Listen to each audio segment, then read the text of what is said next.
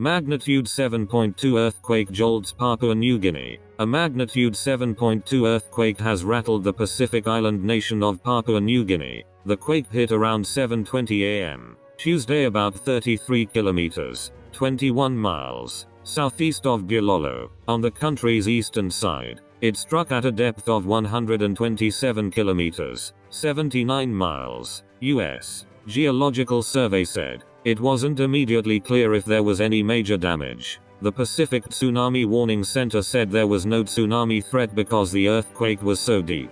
Christopher Lamb was in Lee, about 100 kilometers, 60 miles, north of Gilolo, and said the rumble was audible. It was big. You can hear it. Got stuff thrown around in the house and the power is now cut off, he tweeted, alongside a video that showed his home rattling.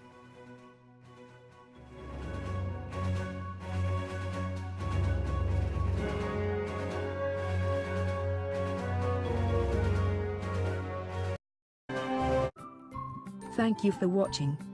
Please subscribe to us on YouTube. If you like, donate to us, visit home on the page PayPal.